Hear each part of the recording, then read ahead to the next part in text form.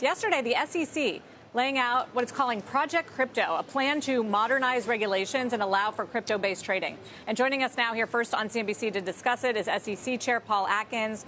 Chair Atkins, welcome. It's good to have you. Thank you, Sarah. It's great to be here. So I read your speech. I mean, my takeaway is this is not the SEC under Gary Gensler. This is a new regime. What do you want people to take away from Project Crypto and what you're saying about it?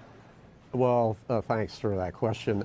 So it is a new day at the SEC, and we are picking up the gauntlet and the challenge that President Trump has laid down to make America, the crypto capital of the world, and to have U.S. technology basically running the world running on U.S. technology. So there are a lot of ways that we can help do that, and that is provide certainty and regulatory certainty and good rules that are fit for purpose for the crypto industry so that innovators know how to innovate and investors know what they're investing in, and that everybody can have certainty so that it's on a firm foundation. I mean, one of the biggest questions on that front, Chair Atkins, is whether you classify crypto as securities. And you said most of them are not. And I just wonder how you're thinking about that and reconciling that with the Howey test, which is how you determine what are securities. Well, the Howey test applies to a term called investment contract that was in the securities laws back in the 30s. And the Supreme Court construed that in the case of orange groves and oranges and investors in that, whether or not they had a security or not. And so that's the law of the land as far as investment contract definition goes. But in that there have been, over the last 80 years, a number of applications of that. But it's, in the 21st century now, we have, at the SEC, we have authority that we can use to help construe that and develop that farther into the 21st century. So we aim to do that. So not every crypto asset is an investment contract or therefore security. And we're out to give people certainty in that with good rules that give them, the guardrails to innovate and to be able to take things to market. But if most of them aren't securities, then what? They get regulated from the CFTC. I mean, there are a number of regulators here, including treasuries. How do you make sure that there's not some sort of overlap when it comes to how you're classifying crypto and regulating it? Well, so that's what's the beauty in the PWG report. So we've been collaborating with our fellow regulators and the bank regulators and the CFTC and Treasury to develop this report, the DOJ as well, and Commerce.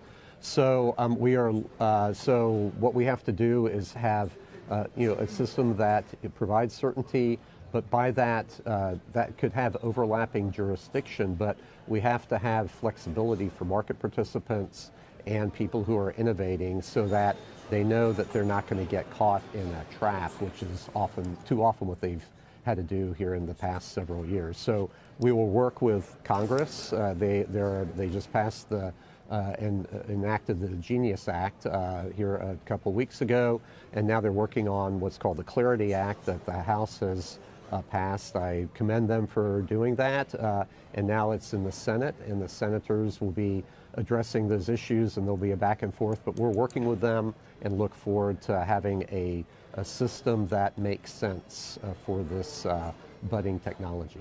Right, and it sort of goes along with I think you've used the words predictable compliance pathways. But I'm curious what exactly, or if you can give us some sense as to what that really will mean for the likes of crypto exchanges or the protocols that underlie decentralized finance.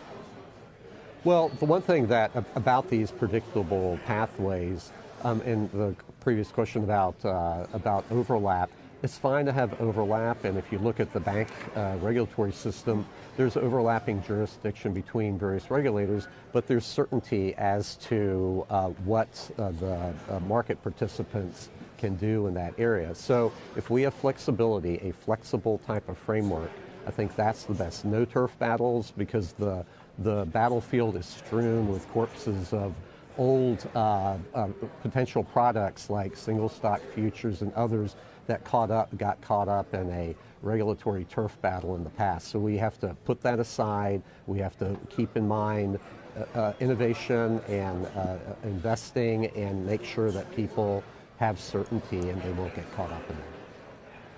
I mean, how do you ultimately make sure that the crypto industry is not set up for another crisis like FTX? I mean, the crypto contagion. I think that was the worry about the last on behalf of the last SEC, and just generally taking a lot of these recommendations from the industry themselves when it comes to regulation.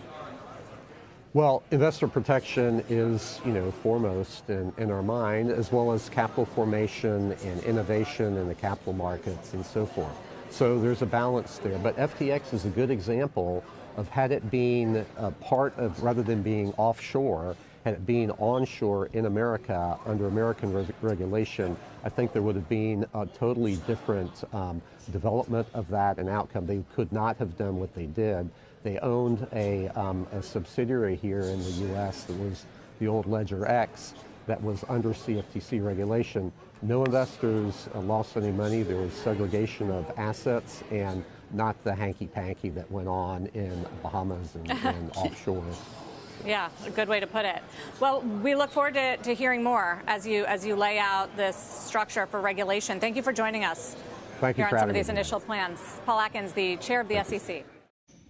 What's going on, everybody? It's your boy Cornelius Jones, 10-Minute Investing. And in light of such bullish news, SEC debuts Project Crypto to bring U.S. financial markets on chain. Despite this bullish news, people, the SEC has a massive elephant in the room.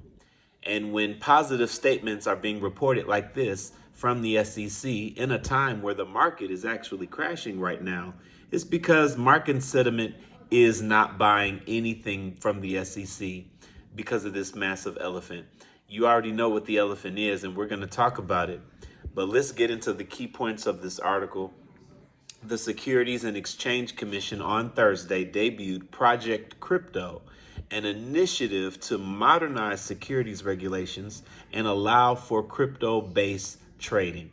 The announcement comes amid a surge of interest in tokenization, the process of issuing digital representations on a blockchain of publicly traded securities or other assets.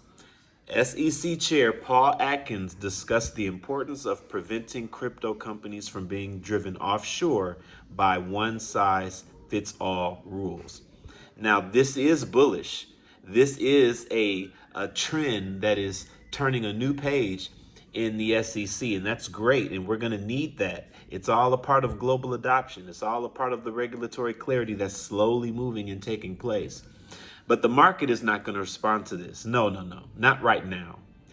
Why not? Like I said, there's a very large elephant in the room.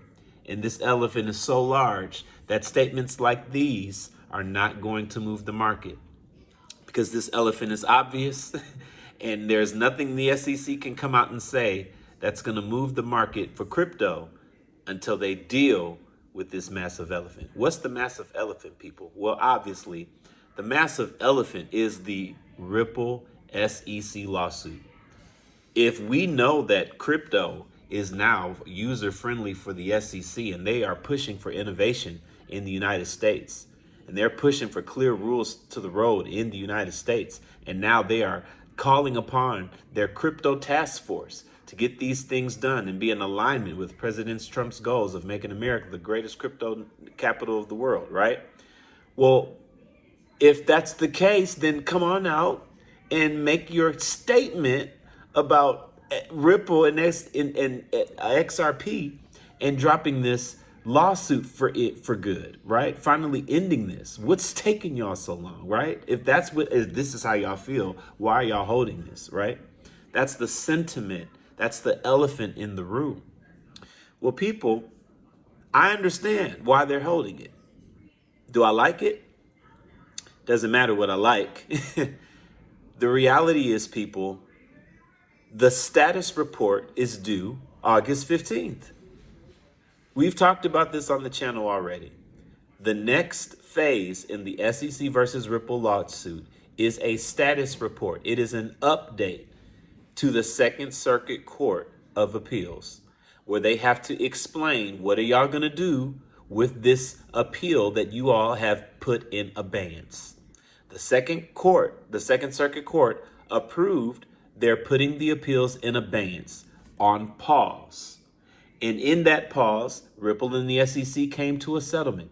And then they went to Judge Torres. She denied not the settlement, but she denied the part of her going back and retracting on her rulings about the fine and the injunction. She didn't do that. So what she did say was, the ball is in your court. When you drop the appeals, the court everything is over. The lawsuit is over.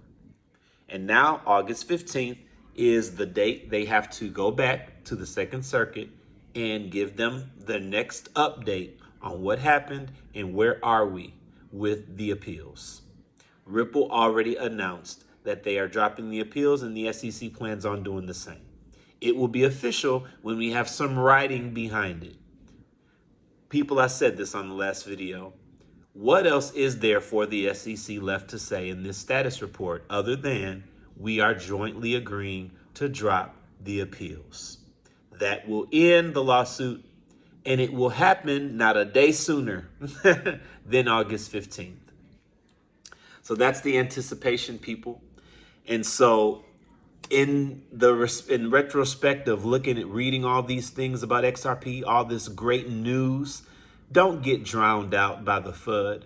Understand these things are great. These things are bullish. It is wonderful to see that the SEC is turning their position, but they have to follow things a certain way. And we all understand how big this is and how it has to play out. And when they finally make this announcement, most likely it will be hopefully around some time when we're getting legislation. Legislation may not come as soon as August, late October. That's the hope, that we get some legislation this August. But the latest expectation is by October. So ladies and gentlemen, the time is at hand. We're almost there. Regardless, stay focused, know what you hold. And this thing is about to be over very, very, very soon. We only have a couple weeks left. We're going to read the SEC statements. We're going to relax. We're going to enjoy the ride. XRP's down just a little bit right now. But as we know, utility season is going to take XRP to heights that no one has seen before. Not the speculative market. We don't care about the retail traders.